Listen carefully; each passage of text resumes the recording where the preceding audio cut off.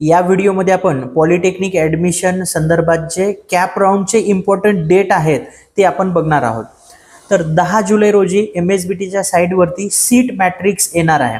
Seat मॅट्रिक्समध्ये तुमच्या category wise प्रत्येक कॉलेजमध्ये किती सीट्स आहेत हे तुम्हाला समजणार आहे।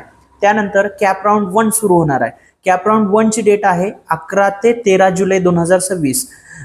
या 11, 12 आणि 13 जुलै ह्या 3 दिवसामध्ये तुम्हाला तुमचा ऑप्शन फॉर्म भरायचा आहे। त्यानंतर जे काही तुम्ही ऑप्शन फॉर्म भरलात, ऑप्शन फॉर्म म्हणजे काय तर त्यामध्ये तुम्हाला कॉलेज आणि त्या कॉलेजमधले कोणते ब्रँच पाहिजे हे ऑप्शन्स तुम्हाला भरायचे आहेत।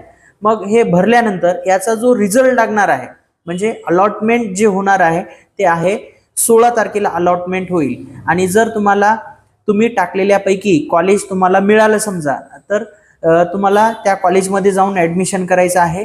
त्याची डेट आहे 16 ते 18 जुलै। 16, 17, 18 या 3 दिवसामध्ये तुम्हाला त्या कॉलेजमध्ये जाऊन ओरिजिनल डॉक्युमेंट घेऊन जाऊन ॲडमिशन करायचं आहे।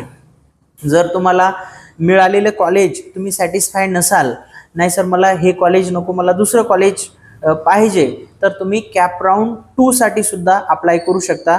कॅप राऊंडचे जे रूल्स आणि जे नियम जे आहेत ते मी तुम्हाला पुढच्या व्हिडिओमध्ये सांगणार आहे। तर विद्यार्थी मित्रांनो, व्हिडिओ जर तुम्हाला आवडला असेल तर नक्की लाईक करा आणि तुमच्या मॅक्झिमम मित्रांना शेअर करा। तुम्ही इंस्टाग्रामवरती बघत असाल तर इंस्टाग्राम पेजला फॉलो करून ठेवा। जे काही पॉलिटेक्निक ॲडमिशन संदर्भात लेटेस्ट अपडेट आहेत ते आपल्या ह्या चॅनलवरती तुम्हाला मिळत जातील।